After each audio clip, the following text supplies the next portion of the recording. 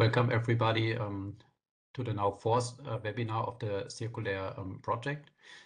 Today we have two speakers from the consortium. The first speaker is Marcos Larriba. He's a professor at the Complutense University of Madrid and leading the work package on the valorisation of the gases and aqueous side streams of hydrothermal liquefaction in our project. And the second speaker is Gero Becker of the University of Hohenheim, leading the work package on the solids utilization in our project. Like in the other webinars so far, we will have the two presentations, one after the other. Afterwards, we will then have questions and answers and the discussion. And please use the chat, maybe already during the presentations, to raise questions, and we will then pick them up for the Q&A session. Last point, I want to advertise our website and our LinkedIn page where you can follow us also about upcoming events of the CIRCULAIR project. So I have one more slide before Marcos is starting. This is an overview slide. So about the CIRCULAIR project. It's a 4-year European Union funded project, and it's on a demonstration of jet fuel production from agricultural residues via hydrothermal liquefaction. So the main thing is really from the feedstock to the upgraded fuel product. But alongside this chain, there is side products. There is gaseous side products. There is the water phase, there are the solids, and these side streams that should also be utilized are the main topic of the webinar today. And we start with Marcos, and this is then on the aqueous and the gaseous side streams. Marcos, please go ahead. Thank you, Tina, for your introduction. Well, my talk will be focused on the valorization of side streams from the HTL-WO oxidation process developed in the CIRCULAIR project. And these side streams are those shown here in this block diagram. First, the HTL and wet oxidation gas phases obtained during the hydrothermal liquefaction and also the wet oxidation of the aqueous phase. And also we are studying the valorization of the wet oxidation aqueous phase to recover volatile fatty acids. Well, regarding the HTL and wet oxidation gas phases in the Marcos University, they have determined the composition of these phases. And due to the high content in carbon dioxide, we propose the potential use of these gas phases in methanol production. However, there are some impurities in these gas phases that can affect to the catalyst used in the methanol production. And because of this, we have developed a gas cleaning process based in absorption processes to remove the impurities that can affect to the catalyst. Regarding the wet oxidation aqueous phase, this aqueous stream is formed mainly by volatile fatty acids, acetic and propionic acid, and the concentration of these volatile fatty acids are around 10 grams per liter for the acetic acid and 1 gram per liter for the propionic acid. In this project, we are evaluating two technologies for the recovery of these volatile fatty acids from the aqueous phase, the liquid-liquid extraction, and also the absorption using as a sorbent activated carbon synthesized from the HTL solid phase. Well, starting with the liquid-liquid extraction of the volatile fatty acids, this slide is so the fundamental of this separation technique. In the liquid-liquid extraction, we have two immiscible liquids. In our case, one of the liquid is the feed, that is the wet oxidation aqueous phase, and the second liquid is a solvent. This solvent should be immiscible with the aqueous phase, and because of this, we have selected to use conventional and also natural organic solvent to form two phases with the aqueous phase.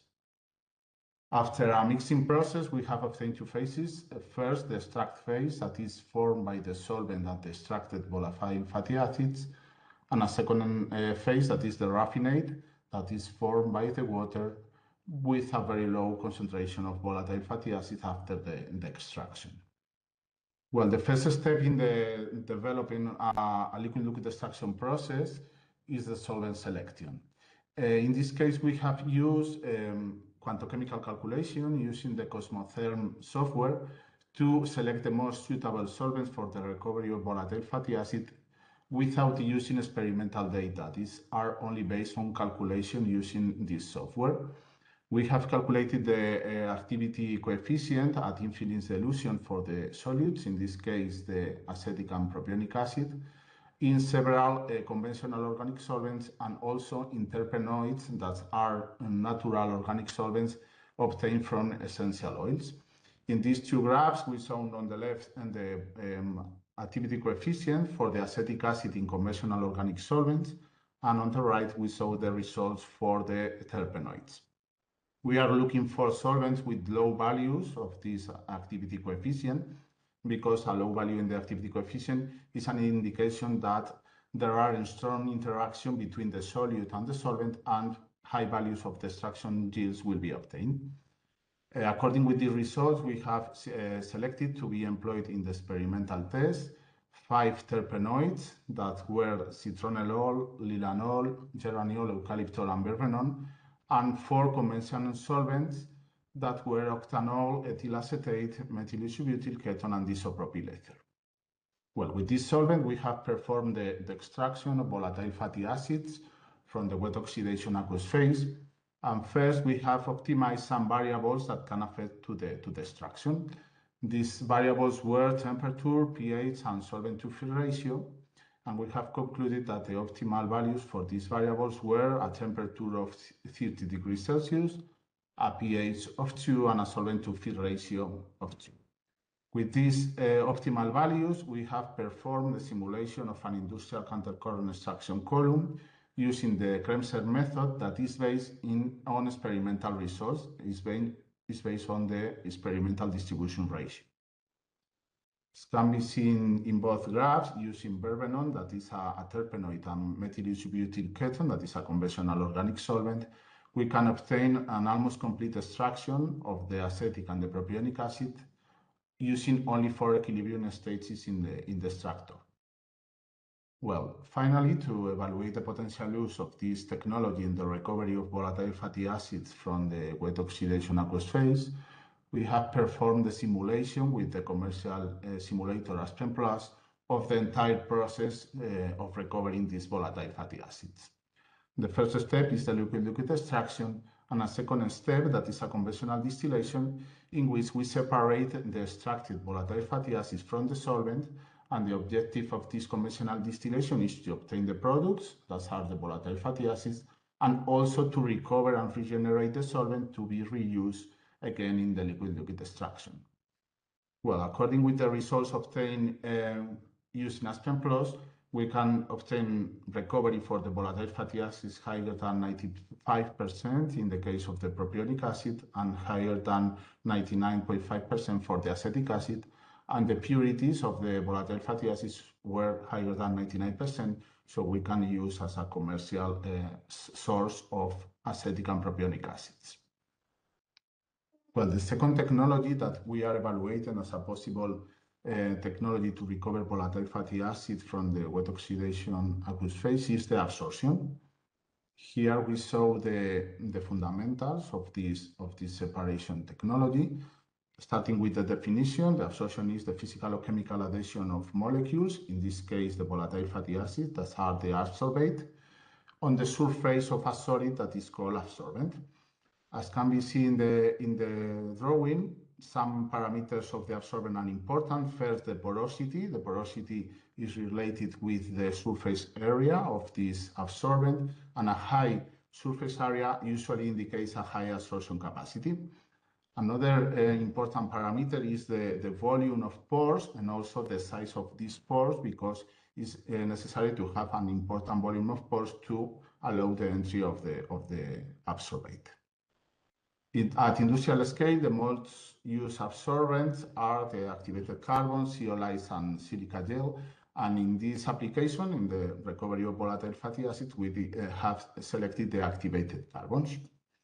Well, we have synthesized activated carbons from the HTL solid phase obtained also in the circular project. We have synthesized several activated carbons here in Madrid and also in the University of Hohenheim using two types of activation. First, the physical activation using carbon dioxide and steam, and another activated carbons using chemical activation with potassium carbonate. Well, in this table, we saw some parameters of the synthesized activated carbons, and also we put the results for a commercial activated carbon, that is the dark carbon, that is usually employed in the recovery of volatile fatty acids from water. We saw some parameters important in the absorption that has the surface area bed, that is square meters per gram, is related with the porosity of the absorbent. Also saw the results for the volume of micropore and the volume of mesopore. And the most important parameter in the absorption is the Q value, that is the absorption capacity, the milligrams of acetic acid per gram of absorbent.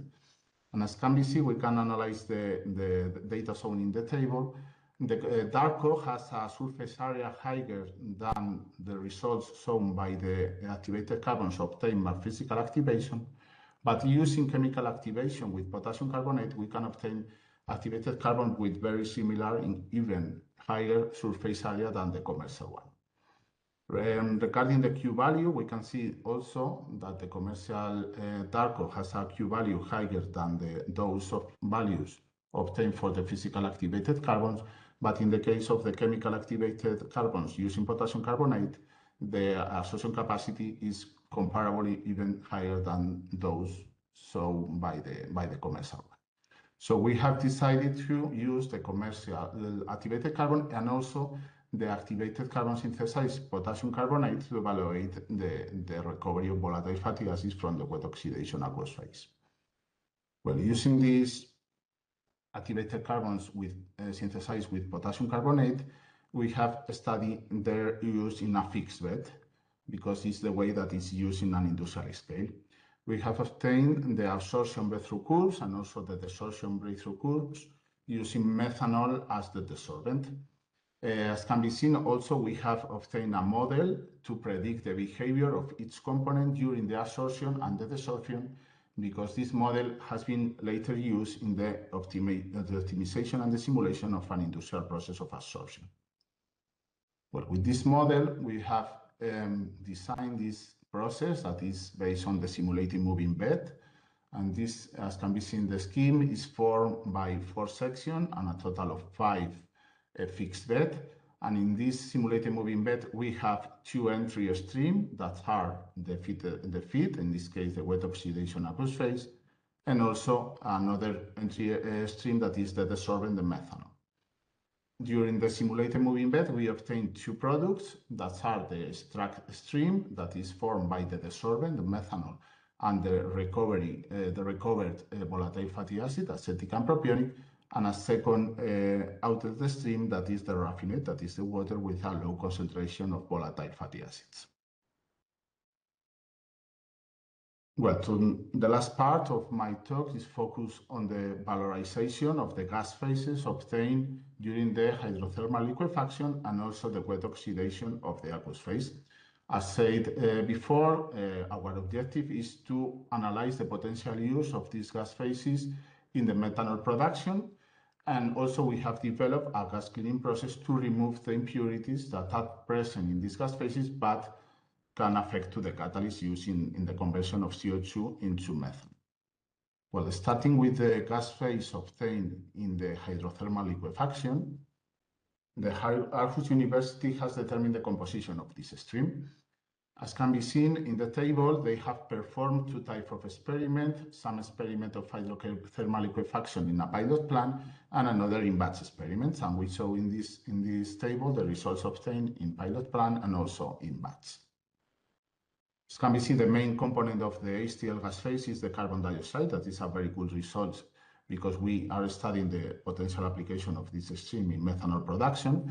Also have an important content in hydrogen and carbon monoxide, and several components that can affect to the catalyst. In the right column of the table, we show the limit of the catalyst that can affect to to be a good catalyst in the methanol production. The first impurity that can affect to the catalyst are the light hydrocarbons with 2 or 3 atoms of carbon. The limit required by the catalyst is that the content of these light hydrocarbons should be lower than 0.1% to avoid hot spots during the methanol production. As we can see, some of these light hydrocarbons, the composition is higher than the limit, so should be removed before the methanol conversion. The main impurity present in the HTL gas phase is the hydrogen sulfide. In this case, the hydrogen sulfide can poison the catalyst, and the concentration in the HTL gas phase was around or higher than 200 ppm, but the limit admitted by the catalyst is 20 parts per billion, so it's necessary to remove the hydrogen sulfide before the methanol production to avoid the catalyst poisoning. Finally, another impurity that can be present in the HTL gas phase is the oxygen, and the limit admitted by the catalyst is lower than 0.1%. So taking into account this composition and also the presence of some impurities, we have developed a gas cleaning process for the HTL gas phase. We have synthesized several activated carbons from the HTL solid, and we have obtained experimental data to analyze the kinetics and also the thermodynamics of the absorption of each gas present in the HTL gas phase on the absorbent. In this graph, we saw some examples of the breakthrough curves obtained in a fixed bed using one activated carbon synthesized from the HTL solid using carbon dioxide as a physical activating process. And on the right, we saw the isotherms obtained for several gases also in this activated carbon. Well, using this experimental data, we have developed and optimized by simulation this gas cleaning process. As can be seen in the block diagram, we have 3 steps. The first step is focusing the recovery of the hydrogen sulfide. In this case, we are using as absorbent zinc oxide. That is a commercial and useful absorbent to remove hydrogen sulfide. The second step is a pressure swing absorption process. In this case, the objective of this second step is to remove the oxygen. If the oxygen is not present in the HTL stream, this second step will be unnecessary. But we have simulated and optimized this process, and we can conclude that the oxygen can be removed by pressure swing absorption with purities and recoveries higher than 98%. The final step is the recovery of the light hydrocarbons. In this case, we are also using an absorption bed, using an activated carbon synthesized from the HTL solid with zinc chloride, and we can conclude that we can obtain purities and recovery higher than 99%. Well, the overall process has a carbon dioxide recovery around 97%. Well, another gas phase that we are analyzing as a potential source of carbon dioxide in the methanol production is the wet oxidation gas phase. In this case, we have 2 types of results, one using hydrogen peroxide as the oxidant, and the second table is the results of the composition of these gas phases using air as oxidant. If we analyze the results using hydrogen peroxide, we can see that the carbon dioxide is the most abundant component in this gas phase, but as the oxygen equivalent also increase the presence of oxygen in the wet oxidation gas phase. It's important to underline that the oxygen is an impurity that can affect to the catalyst during methanol production. So if we use the stoichiometric oxygen equivalent figure, we need to remove this oxygen before the methanol conversion. Well, another table is using air as the oxidant. In this case, the main component is not the carbon dioxide, it's the nitrogen, as expected, because it's the main component in the air. And the concentration of the carbon dioxide is around 12 and 18%, that is substantially lower than the results obtained using hydrogen peroxide as the oxidant. In addition, in this type of gas phases, the oxygen is present, and also the component concentration, the percentage of oxygen in this gas stream is higher than the limit of the catalyst. So is also necessary a gas cleaning to remove the oxygen present in this wet oxidation gas phase before the methanol production. Well, to conclude, we have also developed a gas cleaning process for this wet oxidation gas phase. In this case, we have only one step that is focused on the recovery of the oxygen to fulfill the requirement of the catalyst. Here we show the results for the gas streams obtained using air with an oxygen equivalent of 1. That is the most challenging composition because the carbon dioxide concentration is only 12%, and also the oxygen content is substantially higher than the limit. We have an 8%, and the limit admitted by the catalyst is 0.1%. Well, in this case, we saw the results obtained based on experimental data and simulated this pressure-free absorption process, and we can conclude that we can obtain a stream formed essentially by carbon dioxide and with the oxygen content lower than the requirement of the catalyst, and another stream that is formed essentially by the nitrogen and the oxygen. But to conclude, these are the main remarks that we can conclude from this presentation. In the case of the HTL and wet oxidation gas phases, the HTL gas phase, the main component in all cases was the carbon dioxide, and the main impurities that should be taken into account in the methanol conversion are hydrogen sulfide and light hydrocarbons, and also the oxygen if present in the gas phase. In the case of the wet oxidation gas phase that we have analyzed in the table, the composition strongly depends on the type of oxidant used, and the main impurity that can affect to the catalyst in the methanol production is the oxygen. And finally, we have developed some gas cleaning processes based on absorption with activated carbon synthesized from the HTL solid phase to remove all the impurities that can poison or affect to the catalyst. And finally, regarding the wet oxidation aqueous phase, we have concluded that liquid-liquid extraction and absorption are useful techniques to remove almost completely the volatile fatty acids from this processed water.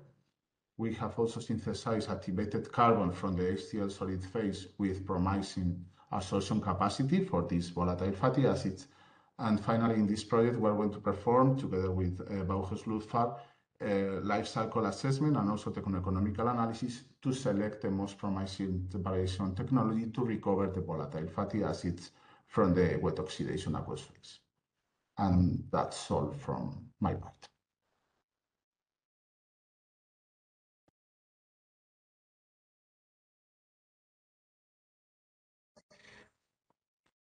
Thank you, Marcos. And Gero, you can directly continue with your part.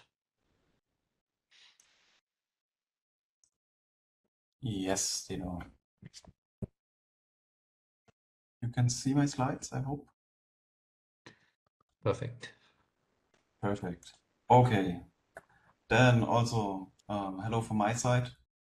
Now, Gero Becker speaking from the University of Hohenheim, and we are, let's say, working on unlocking the potential of this HTL solids also in agriculture, and this is today also the topic of my talk, that I go more on this side. Of course, there are a lot of interesting material properties that you can use, but we want to look at agriculture.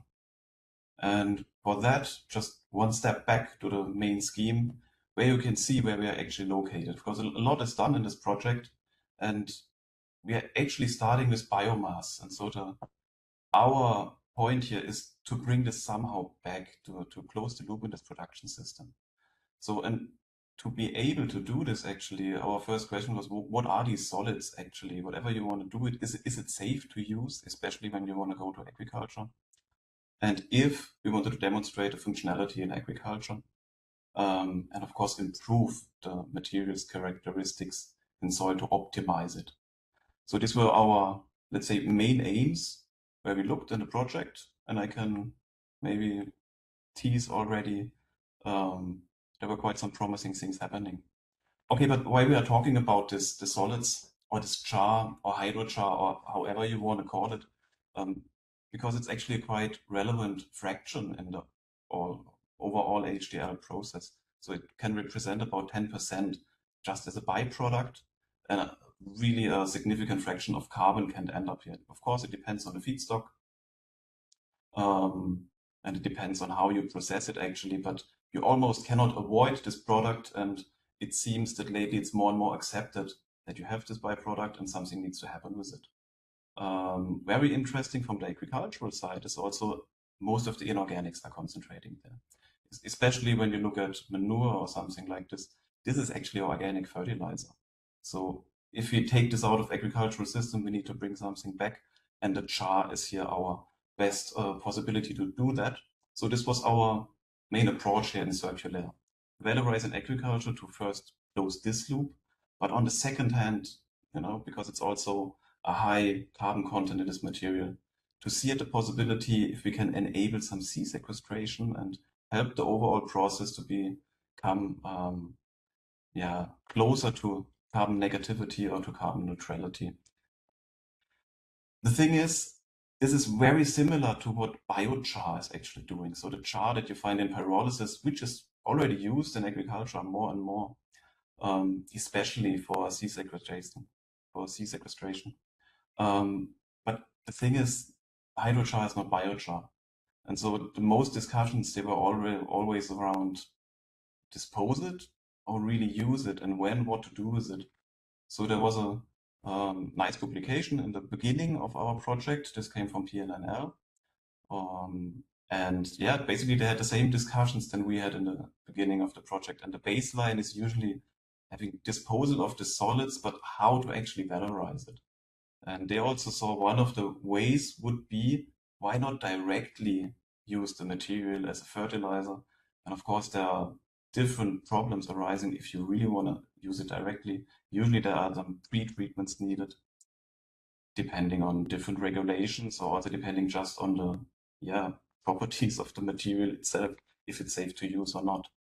So, okay, but if we treat it more or less like biochar, it would be quite easy to go directly there, but why not? Why is biochar and hydrochar not the same? So maybe as a little explanation, depending on your background, maybe the audience does not know about what HTC is, which actually there came the term hydrochar from. So HTC is hydrothermal carbonization, also hydrothermal treatment, but way lower temperatures than HTL. And there the main product is this char.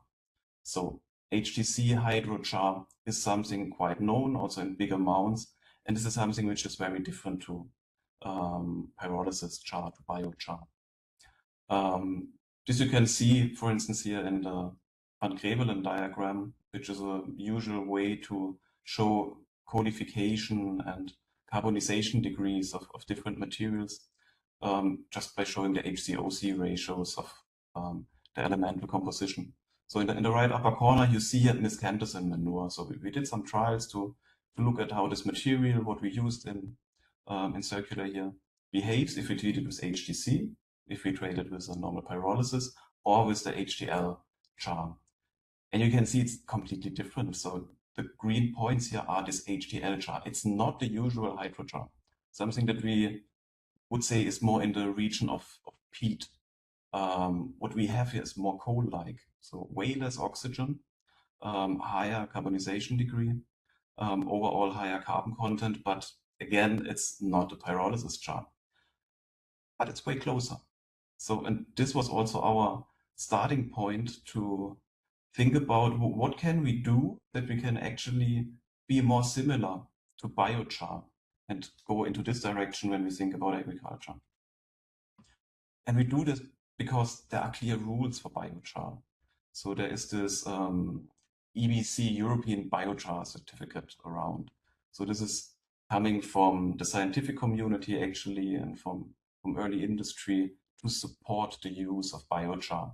And they have quite defined rules inside there. What is a biochar? How should it look like? And they defined also limits, what this material has to show that you can actually use it in agriculture. That also provides a basis for future legislation this way. So this is quite nice, but it already excluded hydrochar, because hydrochar is the known material from carbonization, and it's known to be completely different than biochar.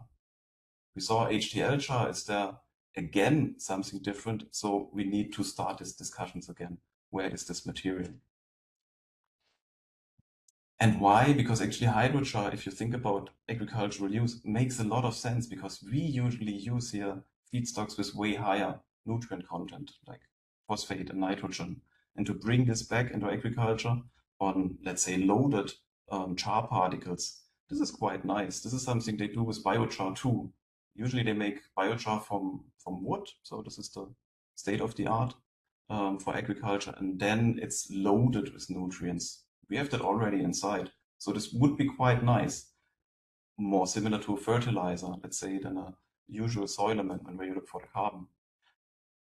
And when we talk about the carbon, of course, then CO2 certification is very interesting for this material. So, and both is just not defined for the HTL char. We started this discussion and looked for the first, let's say, results, how to go on here.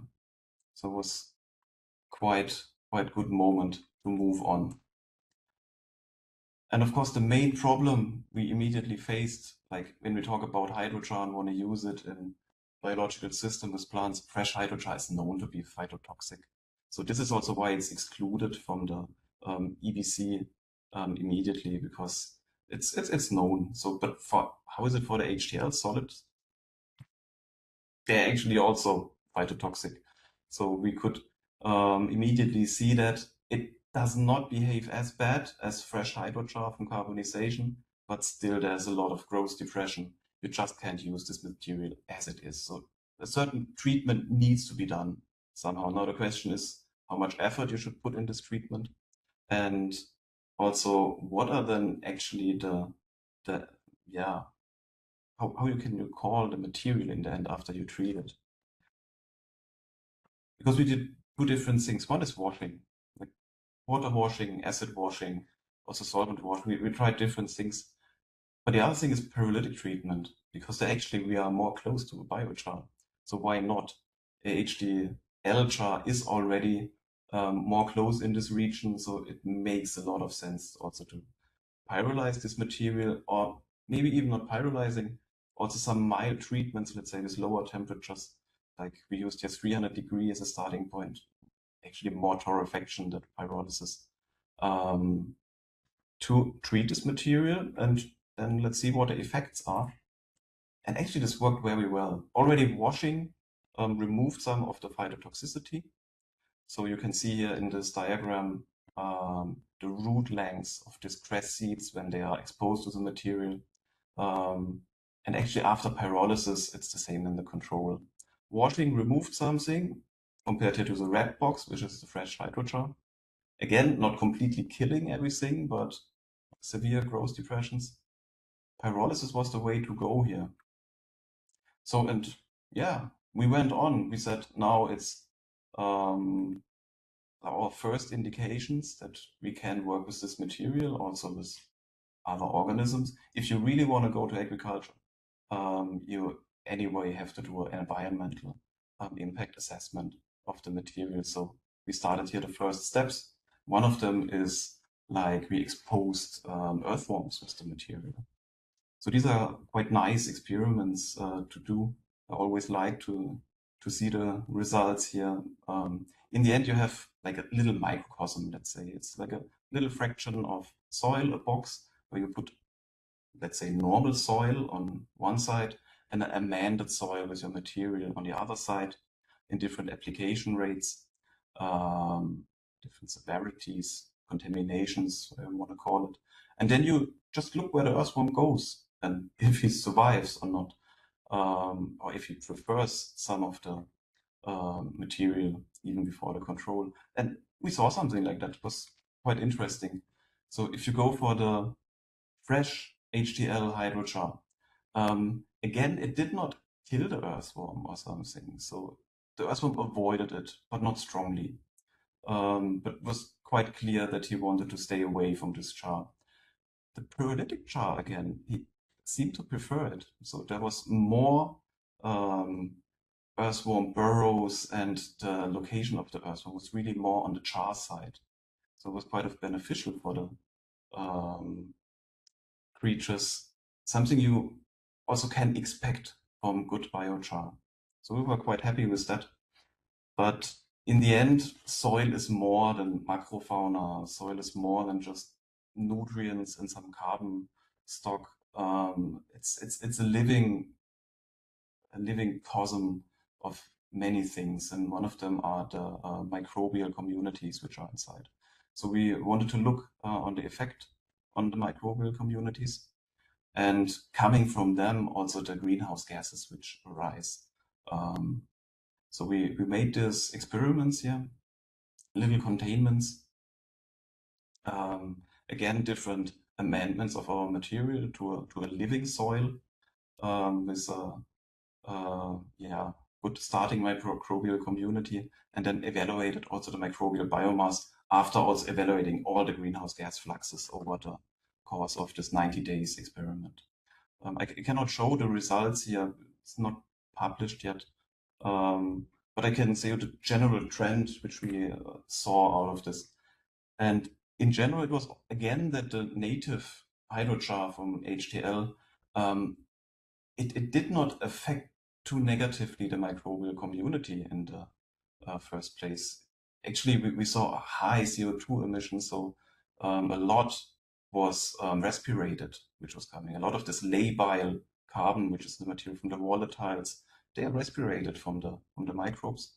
So we saw this quite heavy. For the other gases, not so much, not such a big shift. With the pyrolyzed hydrochar, of course, we have less labiles here, less volatiles in the material, also less to respirate for the bacteria. But the most interesting point was that we had actually more bacteria with using this pyrolyzed material than in the control, than in the native HTC, in the native hydrochar. So more microbes emitted less CO2, and there was more stable carbon coming, more fixed carbon, let's say, from our material to the soil system. So two very positive effects when you want to look at the carbon balance in the end. Okay, so our next steps here, how we want to go on. Let's say for us, it was now quite clear that it's safe enough to test the performance of the material and also to evaluate how it can be seen as a fertilizer. Of course, the greenhouse gas emissions, the carbon stock that we improve by amending this material is another point, especially for the life cycle assessment of the whole scheme. But if we want to use it in agriculture, two things are more interesting for us. This is, of course, first, if it's safe to use, and then if it's effective. And this means especially the fertilizer, how it behaves as a fertilizer in the system. So most interesting is that a phosphate. So we do some trials in this regard to see how it behaves as a phosphate fertilizer. And afterwards, because these are longer experiments in the greenhouse, lots of soil, we also look at the effects on the soil itself. As a first step, before we really say we need now a more thorough environmental impact assessment, and we can really go out in the field and use this material. We are very close to this. So I'm really looking forward to this, and with this I also want to close my presentation here with the words, we are on a good way to do this, and I think we can unlock this potential of the material for agriculture. So thank you, and I'm open for questions. Thank you also, Gero, for your presentation. And thank you, Marcos, again. So I want to remind everybody in the audience that you can raise your questions in the chat. So please use this chat function. I don't see any questions from the audience now, so we will continue and discuss a little bit among each other. And maybe you can also unmute Marcos again. So I see that he's muted. But let's take one step back and talk a little bit about hydrothermal liquefaction again. So I think what we saw today is these let's call it side streams, and these are not the purpose of that technology. I think if you take biomass and you want to make CO2 out of it, or acetic acid, or a char for the soil amendment, HTL is not your prime choice. So you need to make the fuel product in order to give meaning to the things that you have seen today. On the other hand side, if you go down that way, if you take an agricultural residue and you make a fuel out of it via hydrothermal liquefaction, you will have these additional phases, and you need to do something with them, because they are just there, and they also are kind of a disposal problem that we solve here. And on the other hand side, we of course want to do something as a benefit and as a more circular approach, as we call it in the project. So I think this is why these questions that we address here are very important to the community, and we investigated in this project in a very nice and structured way. So this is what I really like about this work. So still there is no questions in the chat, so I will start. And yeah, and I will start maybe with you, Marcos. So you said at the beginning that the typical concentration of the acetic acid in the HTL water after wet oxidation. So wet oxidation is already something that we do to treat the aqueous phase of hydrothermal liquefaction. But this 10 grams per liter, can you comment a little bit? Is this, from your perspective, still something that requires some sort of treatment before you can release it to the environment? Yeah, I think it's important to recover the volatile fatty acid after the wet oxidation, because of course it's a source of carbon and can be recovered. And also in the process water, there are other compounds such as the ammonium that is important to remove after the release of this process water, because also there are some limits in the discharge limits for the wastewater. So I think it's important to recover these compounds before the discharge to fulfill the discharge limits. And in the case of the volatile fatty acids, maybe could be sent to a biogas production or something like that to produce biogas. But I think not only the liquid extraction or the adsorption are the useful technologies to use this volatile fatty acid. But I think the potential use of the volatile fatty acids in the process water is important and should be recovered or to be used to produce biogas or something like that. Thank you. Now, first question comes in from Giuliano and Gero. Maybe you have read it. I think this elimination of volatile molecules, converting them into CO or other gases that come out at pyrolytic conditions, is a little bit along the way that you are going, right? Yes. Thank you, Giuliano, for this question. This is something we're looking into when you say here the elimination from these volatile molecules by the soil organisms. This is also something happening in composting, which we also did in the project, but not so intensively, because the same effect in composting is as in soil. This of course happens, it detoxifies, but it's a not directed CO2 stream that arises here. So if we do pyrolysis, we have a way better chance to catch this. And this is something we want to do in the overall circular approach, to somehow catch what we can, that, let's say, the CO2 burden of the fuel in the end is lower. But this is definitely one of the outcomes, that these chars, of course, it depends again, but these chars in generally can be reduced in the toxicity by microorganisms. And so composting is one of the ways to go. Also could be discussed other treatments, however you want to call it. I know with biochar a lot is going on, where they don't tell it's biologically activated, which is basically also just a kind of composting could be also something which we can do with HTL-char. Yeah, I think in the end, this is also something important for Tino and our assessment in the end, directed CO2 streams and also the possibilities how to catch them.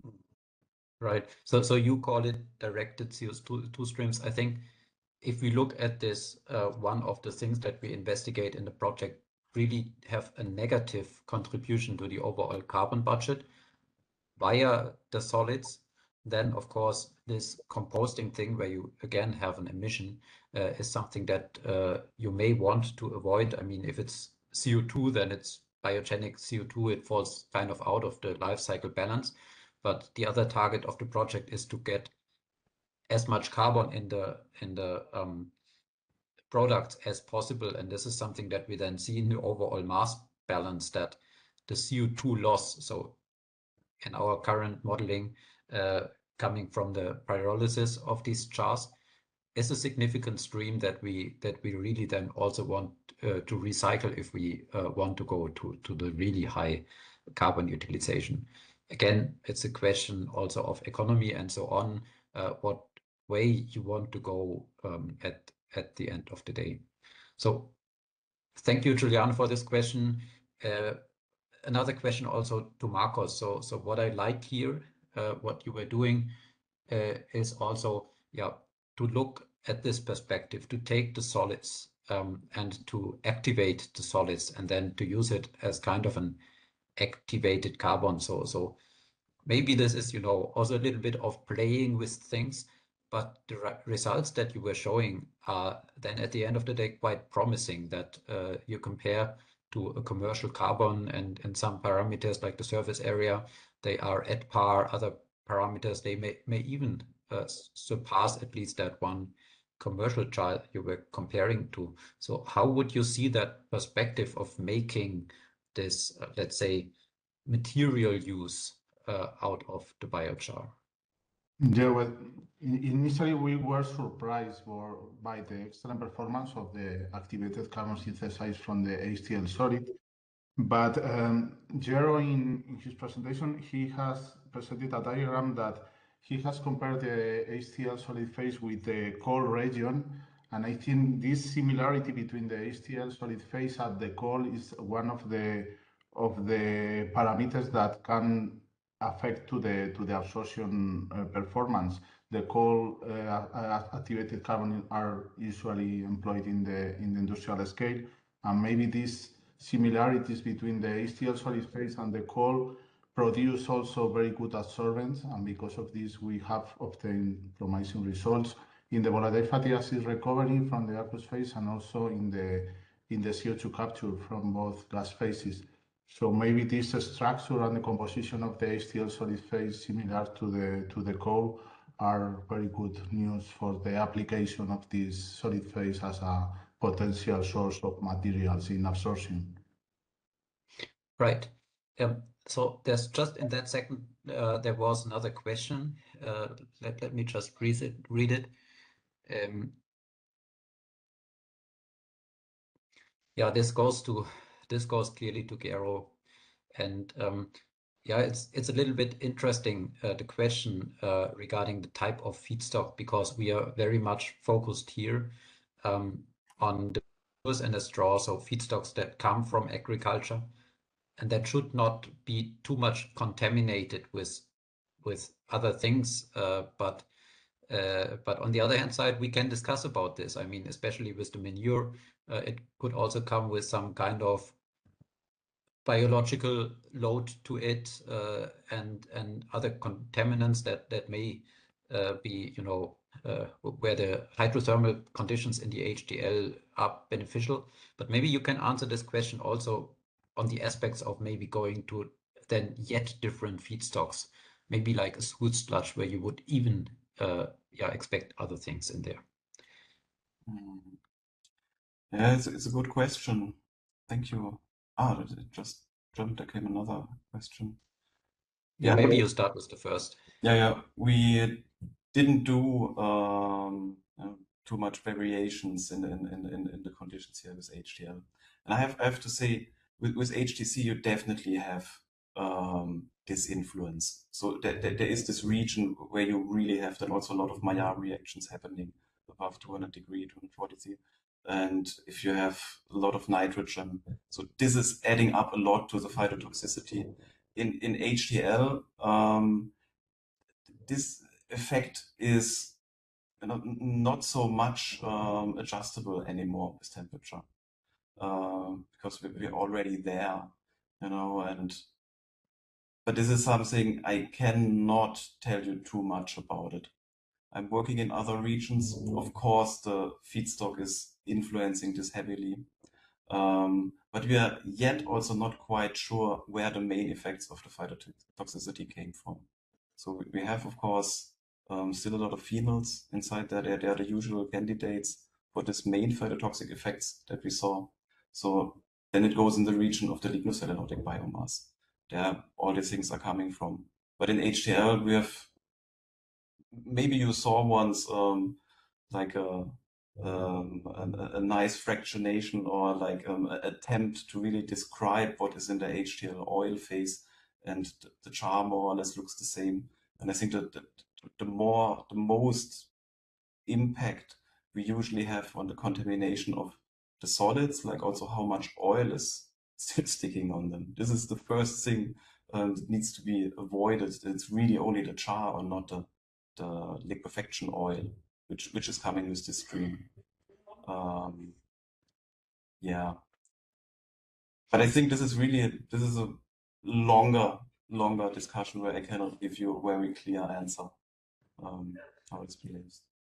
Yeah, and maybe this part of the question also relates to the next question. So, of course, what we are aiming for is a liquid fuel product, yeah, for combustion in an aircraft engine, in a ship, maybe also in a car. I mean, electric cars may be better, but it's a different question. But this is the game we play. So we really want to produce a liquid advanced biofuels, and of course the aim is to do it better compared to competing technologies, at least for the specific feedstocks we are looking at. But I don't want to go into the details here, because we have other webinars that can also be, you can see the recording on our website, where we were specifically looking at HTL and the upgrading. So I don't want to use the time today to talk too much about the fuel part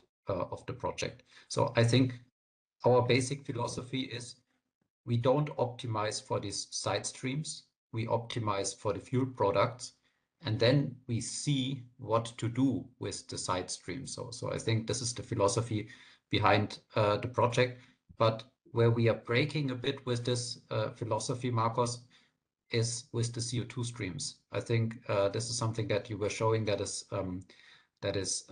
very interesting. So I think both CO2 streams from HTL and from wet oxidation, and you were showing how distinct they are. An HTL CO2 stream or gas stream is as it is, but with the wet oxidation, we can kind of design it by, what is the choice of oxidant? So what is the stoichiometric ratio that we are using there? So can you comment a little bit on the trade-offs that you are seeing there between, what the wet oxidation wants to see and what the application then for the CO2 utilization wants to see? Okay, of course, the utilization of the HTL and also the wet oxidation gas phases is essential to achieve also carbon negative production of biofuels. And as we have discussed here, the selection of the oxidant is strongly affects to the composition. So if during the wet oxidation we are looking for the production of methanol, it's important to avoid the use of air, because the composition of carbon dioxide in the wet oxidation gas phase is substantially lower than if we use hydrogen peroxide or pure oxygen. So maybe it's necessary to consider the entire process of wet oxidation, considering the potential application of the gas phase. So if the methanol production is not selected, maybe the air is the best option. But if you need to use the gas phase in the methanol production, I think it's more interesting using hydrogen peroxide or oxygen with a control oxygen equivalent to obtain a higher concentration of carbon dioxide and to make easier also the gas cleaning phase. So as you said, is some type of process that you can tailor the composition of the gas phase considering the oxidant. If the gas phase is used in the methanol production, the oxidant should be selected carefully to obtain a gas phase with a potential use in the methanol production. Yeah, and maybe I comment this a little bit more. I mean, we are doing this and we are coupling to the power to X world here to make the methanol. And in this power to X world, people are looking for suitable CO2 sources. And the suitable CO2 source is usually about volume and cost. And at this volume streams we are talking, you want to have a high CO2 concentration as we see in the HTL direct gas. But if it's then diluted, really the recovery cost, so the separation of the nitrogen or remaining oxygen, can be painfully expensive. So if you really want to use these CO2 sources, then you should aim for this high initial purity of the thing. Good. Maybe one more important thing. I mean, Gero, you already mentioned it. In this project, we are really looking also into the manures as feedstock. So the manures could be, directly applied to the soils, which comes with some big problems, also release of greenhouse gas emissions and other stuff. You could also put it into a biogas plant in first place and then use the digestate as a fertilizer. Now it's also important that we have these fertilizing effect somehow preserved via the HTL solids. So maybe you can again comment a little bit if you think that this can really be done in a meaningful way. For sure, it has to be done. I'm quite sure that when these solids are just not regarded anymore as a unwanted waste that somehow arises, but if, of course, this was not aim of the project. The aim of the project was like very efficient fuel production and also the CO2 negativity. But in the end, this needs to be taken into account. This material needs to be treated, and of course, it could be treated as a waste somehow. So this was also would be one of these solutions that you say it somehow, if it is done in a very, very big scale, that this goes to combustion. There's some decent energy content still left, depending how the process is driven, and maybe also some depends on the carbon content. But then, of course, the ashes, they are ready to do something with it. Again, just the question is if, level of contamination also in these ashes and like the level of nutrients inside, does it make sense to recover this? How costly is this? And I think here we had a quite straightforward approach to go as direct as possible back to agriculture. And therefore, I still see the possibility to do this also with a bigger scale of manure treatment. Yeah. Okay. Yeah, I mean, I fully agree. I also have an eye at the clock, and there is no further question in the chat. But I think what you were saying, Gero, just now is also a very nice conclusion to this webinar, because we are looking here really at work that is also done at the universities, which is pioneering work or was pioneering work, because many of the things that we were showing today, maybe even in a kind of obvious manner, were not as obvious at the beginning of the project. So a lot of this was also learning, characterization, then going step by step and move forward with these things. And now we went some way, and we had some very important learning within the project how these streams look like, what could be the potential valorization options and the technologies behind it. And this, I would say, was very nice contributions from your side, and also nice and important for the field. So thank you again. Thank you everybody for attending, and yeah, enjoy the rest of your days. Goodbye.